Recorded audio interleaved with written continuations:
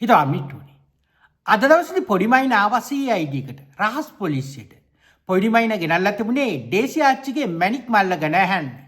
හැබැයි අපට දැනගන්නට ලැබුණු පරිදි ඩේසි ආච්චිගේ මැණික් මල්ල ගැන කියන්න ආපෝ පොඩිමයින රහස් පොලිසියට පු මහත්තුරු වඩාගෙන හොරතර කරලා අම්මා කුක්කුත් දීලා තමයි ගෙදර ඇරලා තියෙන්නේ. මිට්ටුරණි සාමාන්‍යයෙන් කෙනෙක් පොලිසියට ඇවිල්ලා ප්‍රශ්න කරනකොට හැසිරෙන විදිහක් තියෙනවා. හැබැයි රාජපක්ෂලට පොලිසිය බොහොම ආදරයෙන් කරුණාවෙන් හොරතල් විදියට සලකනවා කියලා තමයි මේ වෙනකොට අපට වාර්තා වෙන්නේ. මේක අලුත් දෙයක් නෙමෙයි. ඔබට මතකද යහපාලන ආණ්ඩුව කාලේ? යහපාලන ආණ්ඩුව කාලේ මහා මණ්ඩිගෙන් ප්‍රශ්න කරන්න රහස් පොලිසිය තීන්දුව කරා. අන්නේ වෙලාවේ ඔබට මතක ඇති රනිල් වික්‍රමසිංහ කොහොමද මැදිහත් වුණේ කියන කාරණේ. මරායදා රනිල් වික්‍රමසිංහට කතා කරලා ඇහුවා මගේ නෝනා රහස් පොලිසියට එවන්න ඕනේද කියලා. අන්න එතකොට රනිල් වික්‍රමසිංහ කිව්වා නෑ අපි පොලිස් කාර්යයක් වාගේ ගෙදරට එවන්න. එතකොට නෝනට කියන්න ඕන ටික කියන්න කියලා. එදා එන්නේ මේ විදිහට තමයි රාජපක්ෂ පවුලේ උන් හුරතල් කරේ. අවසානයේදී තජුඩින්ගේ ඝාතන නඩුව සඳහා මහා මණ්ඩුව අත්අඩංගුවට ගන්න හැදුවා. හැබැයි අන්න ඒ වෙලාවේ ඒ වෙඩේට තලත මැදිහත් වුණා. තලත ඒ වෙනකොට හිටිය අධිකරණ ඇමති වෙලා. ඒ තලත කියන අම්මණ්ඩි රෙද්ද උස්සගෙන කැබිනට් එකේ නටන්න පටන් ගත්තා. ෆස්ට් ලේඩිව එනත හිටපු ෆස්ට් ලේඩිව නැත්නම් සිරන්ත කියන කාලකන්ණි ගෑණිව අත්අඩංගුවට ගත්තොත් ඒක රටට හොඳ නැහැයි කියලා. අන්න එහෙම කියලා අවසානයේදී රාජපක්ෂ පවුලේ උන් තලත මැදිහත් වෙලා බේරගත්තා. මිත්‍රෝනි අදත් සිද්ධ වෙන්නේ ඒකද කියන ප්‍රශ්නේ මතුවෙනවා. අපි දන්නවා අනුර කොහොම හරි උත්සාහ කරමින් ඉන්නවා මේ රටේ නීතිය පාලනය ඇති කරන්න. මේ රටේ හොරකම් කරපු හැම සතයක්ම කොහොම හරි නැවතවතාවක් රජයට අය කරගන්න. හැබැයි අපිට දකින දේ තමයි රජයේ යාන්ත්‍රණය ඒ විදිහට සිද්ධ වෙන්නේ නැහැ. මේ කටු වැඩ කරන්නේ වෙනත් ආකාරයකට. එහෙම නැත්නම් පරණ මිනිමරු මරා දාලා ගිය පොලිස් කාර්යෝ තමයි තාමත් රහස් පොලිසිය ඇතුළු පොලිස් ස්ථානවල ඉහළ තනතුරු දරන්නේ. අන්න ඒ නිසා රාජපක්ෂලට අනතුරක් නැහැ. මිට්ටුරණි රජය වෙනස් වුණයි කියලා මිනිමරු මරාලට ප්‍රශ්නයක් නැහැ කියන එක තමයි මයින අද රහස් පොලිසිය ඉඳලා එළියට ආපු විදිහෙන් පේන්නේ. ඔබට මතක ඇති ඒ කාලේ පියුමි කොහොමද රහස් පොලිසියට ගියේ කියන කාරණේ. පියුමි එළියට එනකොට ආවේ හරියට මේ ෆැෂන් කම්පිටිෂන් එකකට ගිහිල්ලා එන අම්මණ්ඩි කෙනෙක් වගේ. ඒ තරම් සතුටින් ආවේ. අද නාමල් කියන කාලකන්‍යත් එළියට ආවේ එහෙමයි. මිට්ටෝරණි උන් පොලිසියෙන් එළියට එනකොට එන්නේ අන්තිමට රජයටත් කෝචොක් එක දාගෙන. සාමාන්‍යයෙන් ඔබ දන්නවා පොලිසියකට ගියාට පස්සේ අපෙන් ප්‍රශ්න කරන්නේ කොහොමද කියන කාරණේ. ඔබට මතක ඇති ඊයේ පෙරේද කොහොමද අර මානසික අසන්තුලිතතාවයක් තිබ්බ තරුණයෙක් ගෙනල්ලා රාජගිරිය පොලිසියට කොහොමද සලකලා තිබ්බේ. ඒ තරුණයාට ගහලා අන්තිමට 50 දිනකට තමයි අංගොඩ රෝහලට දාලා අවසානයේදී කොල්ලන් මාලේ. අන්න ඒ විදිහේ චර්යාවක් තියෙන පොලිසිය රාජපක්ෂලා හුරතල් කරන්නයි කියන එකයි අපිට තියෙන ප්‍රශ්නේ. අපි මේ කියන්නේ පොලිසියට වයලන්ට් විදිහට හැසිරෙන්න කියන එක නෙමෙයි. අපි ඒක අනුමත කරන්නේ නැහැ. පොලිසිය ඇතුලේ ගහන එක, මරණ එක, එහෙම නැත්නම් මිනිසුන්ට තග දාන එක අපි අනුමත කරන්නේ නැහැ. හැබැයි අපි අහන්නේ මේ පොලිසියම අපට ගහන, අපේ බෙල්ල මිරි කන්න හදන, අපේ මිරිස් කුඩු දාන, අපේ ජුන්ට ලාච්චුවට දාන පොලිසියම ඇයි රාජපක්ෂලා ආපුවාම රාජපක්ෂලා හොරතල් කරන්නේ. මිත්‍රෝනි ඒකයි අපි දෙකින් දිගටම කිව්වේ නිහාල් තල්ඩු වල ඉන්න එහෙම නැත්නම් අර රන්මල් කොඩිතුවක් වල ඉන්න පොලිසිය ගැන විශ්වාස කරන එක විහිළුවක්. අද වෙනකොට පොලිස් පතිට විරුද්ධව පොලිසිය ඇතුළෙම ගැටුම් තියෙනවා. අද වෙනකොට රහස් පොලිසිය ඇතුලේ ඉන්න වැදගත් නිලධාරීන්. අද වෙනකොට රහස් පොලිසිය ඇතුලේ ඉන්නවා ශානිලා වගේ මේ වැඩේ වෙනස් කරන්න බොහොම මහන්සි වෙන මිනිස්සු. අපි කියන්නේ පොලිස් යුනිෆෝම් එක ඇතුළේ ඉන්න හැම එකම හොරේ, තාක්කඩියෙක්, මදාවියෙක්, කුපාඩියෙක් පගා ගහන එකෙක් කියලා නේ. පොලිස් දෙපාර්තමේන්තුවේ ඉන්න වැදගත් විදියට තමන්ගේ වෘත්තිය කරන කෝට් එකේ ගෞරවයට ගත්ත මිනිස්සු. හැබැයි මේ මිනිස්සුන්ට ඉහළ තනතුරුත් නැහැ, තත්ත්වෙකුත් නැහැ, ගරුත්වයකුත් නැහැ. ඉන්න තරම පරයෝ තමයි ඉහළින් ඉන්නේ. කවුද මේ වෙනකොට රහස් පොලිසිය ඉහළම තනතුරට ඇවිල්ලා ඉන්නේ? කොටින්ම අපි දන්නවා මේ වෙනකොට ශානිට උඩින් ඉන්න එක කවුද? නිහාල් තල්ඩුව. නිහාල් තල්ඩුවට උඩින් ඉන්න එක කවුද?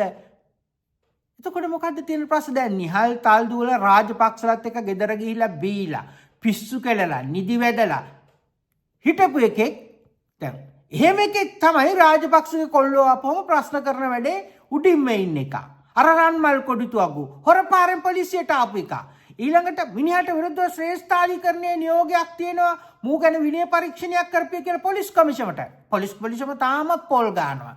ඌට විරුද්ධව ටෝචට් එක යටතේ මහාධිකරණයේ නඩු දාපිය කියලා තියෙනවා. එහෙම තියෙද්දි ඌව දැන් CID එකේ ඉහළ තැනකට ප්‍රොමෝට් කරලා තියෙනවා. ඉතින් මේ වගේ තැනකට එනකොට නාමල්ලා මේ හුරතල් වීම ගැන අපට අලුතෙන් හිතන්න දෙයක් නැහැ. හැබැයි අපිට තව තියෙන්නේ අවුරුදු 4මාරයි. මේ අවුරුදු 4මාර තුලත රාජපක්ෂලා අපෙන් හොරකම් කරපු හැම සත්‍යයක්ම අපේ කරගත යුතු වෙනවා. ඒ වෙලේදී CID එකට ලොකු කාර්යභාරයක් පැවරෙනවා. එහෙමනම් මිත්‍රවරුනි CID එක රාජකාරිය හරියට කරනවද නැද්ද කියන එක බලන එක අපේ යුතුයකම. මොකද රහස් පොලිසියට ඇතුළු පොලිස් දෙපාර්තමේන්තුවට පඩි ගෙවන්නේ අපි. අපි බොහොම අමාරුවෙන් දුක් විඳලා ප්ලේන්ටින් පාංකාලෙන් පැනඩෝල් පෙත්තෙන් කුටිම පොඩි කාට ගෙනත් දෙන ටොපියේ ඉඳලා ටැක්ස් ගෙවලා තමයි ආණ්ඩුවට මේ උන්ට පඩි ගෙවන්නේ.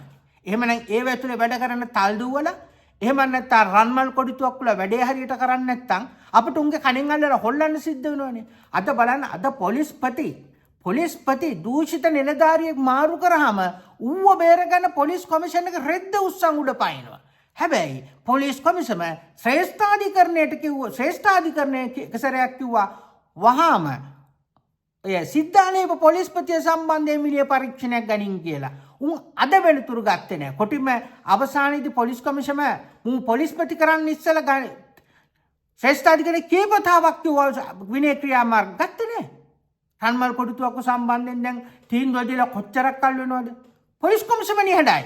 හැබැයි කවුරු හරි කුඩුකාරයෙක් එක්ක හරි නැත්නම් පාතාලිකෙක් එක්ක හරි එහෙම නැත්නම් මද්ද්‍රව්‍ය ජාවාරම්කාරයෙක් එක්ක අඩුම ගානේ මිනිසුන්ට කරදර හිටියට කරන OIC කෙනෙක් මාරු කරපුවා පොලිස් කමිෂන් එකේ සභාපතිය ඇතුළු 4-5 දෙනා රෙද්ද උස්සගෙන දුවගෙන යනවා පොලිසියට ඇවිල්ලා කියන නෑ නෑ එහෙම කරන්න දෙන්න බෑ අපට බලය තියෙනවා මේ ආණ්ඩුක ව්‍යවස්ථාවෙන් ආපු බලය ඒ හින්දා පොලිස්පති දීපු නියෝගය අපි වහාම අවලංගු කරනවා. මිත්‍රණි මෙන්න මේක තමයි දැන් තියෙන බරපතලම ප්‍රශ්නේ.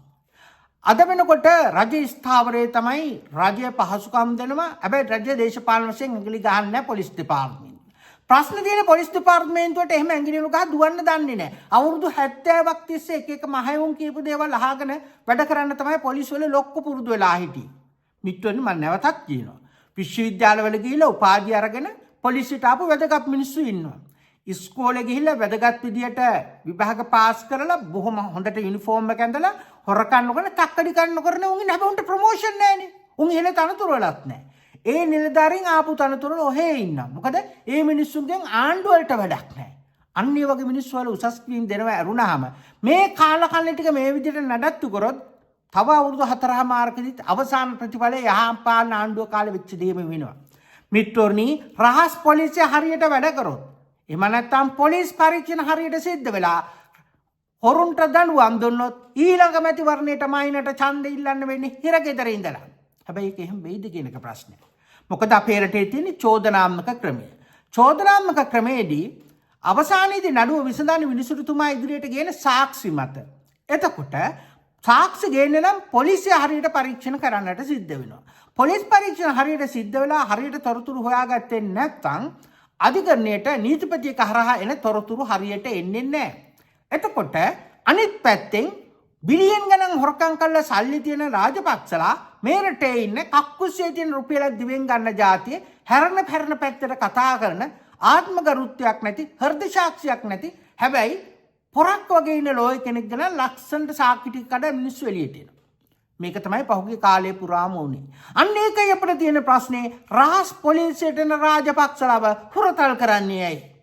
මොකද රාජපක්ෂලා උතන්ට ගෙනල්ලා ප්‍රශ්න කරනවට අපි වේදන් තාන්න උතන තියෙන ෆෑන් එක කරගෙන ෆෑන් එකට පත් වෙන බල්බ් එකට එතන ඉන්න පොලිස් නිලධාරීන්ට පඩි ගෙවන්නේ. ඒ තියෙන කොළ කෑල්ල ඉඳන් ෆෑනට වේදන් කරන්නේ අපි.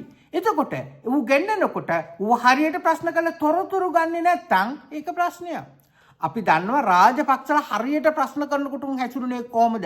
උන්ගේ මූණු කොහමද? උන් අඬාගෙන බෙරි වෙලා නන්නතර වෙලා කඩා හැලිලා එළියට එන්නේ. හැබැයි දැන් එහෙම නැහැනේ. උන් එන්නේ මහා රාතල්ලික ඇවිල්ලා හරියට උන්ගේ අම්මගේ ගෙදරට ගිහිල්ලා එනවා වගේ නෑනේ. දැන් අද නාමල්කාරයා කියනවා ඌට මේක ගෙදර වගේලු. එහෙම වෙන්න එපා. මොකද උන්ගේ ගෙදරට ඇවිල්ලා අර බීලා කාලා නටපු එවුන්නේ දැන් අද පොලි උතන ලොක්ක වෙලා ඉන්නේ. එතකොට ඒ ගැන උන්ට බය වෙන්න දෙයක් නැහැ. හැබැයි මිත්‍රෝනි දැන් තියෙන්නේ ජනතාවාදී පාලනයක්. විධායක සහ අධිකරණ ව්‍යවස්ථාදායක අධිකරණ සහ විධායක බලය අත්පත් කරගෙන තියෙන්නේ අපි. ඒ නිසා අපට සිද්ධ වෙනවා මේක හරියට වෙනවද නැද්ද කියලා බලන්න. ඒ සඳහා අපට අරගල කරන්න සිද්ධ වෙනවා. ඒ නිසා මිත්‍රෝනි අර්ජුන් ජයග්‍රහණ නමතුම ඔබට සිහිපත් කරමින් මා ඔබෙන් සමුගන්න. ඔබ සැමට ජය.